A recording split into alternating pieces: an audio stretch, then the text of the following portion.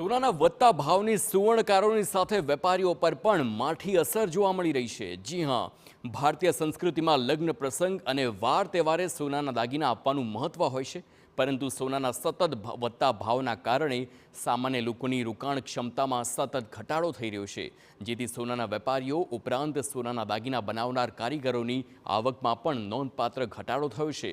દાગીના બનાવતા કારીગરોને કામ નથી મળી રહ્યું, જેની સીધી અસર સુવર્ણકારોની આવક પર થઈ છે।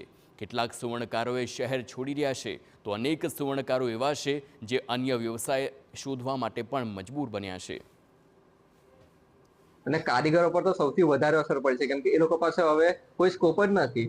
એકચ્યુઅલી એ લોકો પાસે કોઈ કામ જ નથી અત્યારે, અને જે કામ આવે છે એની જગ્યા પર કંઈક વળતર નથી મળતું એ લોકોને હવે, એટલે લોકો હવે ધંધો બી ચેન્જ કરવા માટે, અને અમુક લોકો તો સિટી છોડીને જતા રહ્યા છે, અને કારીગરો પર તો સૌથી વધારે અસર પડવામાં આવી છે હવે તો।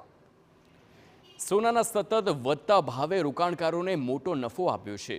વર્ષની શરૂઆતથી અત્યાર સુધીમાં 1 તોલા 24 કેરેટ સોનાના ભાવમાં 10,000 રૂપિયા જેટલો વધારો નોંધાયો છે।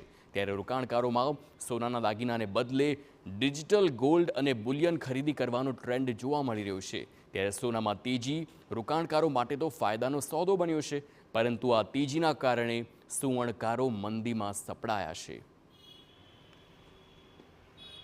ઇન્ટરનેશનલ માર્કેટમાં સોનાના ભાવમાં થયેલ વધારાના કારણે લોકલ જે ટ્રેડિંગ છે એના ઉપર સીધી અસર પડી છે, અને જે અમારો જે વોલ્યુમ હતા એ બહુ ઓછા થઈ ગયા છે, અને જે કારીગર વર્ગને અમે જે કામ કરવા માટે આપતા હતા એમાં જે અમારું માર્જિન હતું એના પર પણ બહુ મોટી અસર થઈ છે, અને અત્યારે કામ લગભગ નહીવત જેવું છે।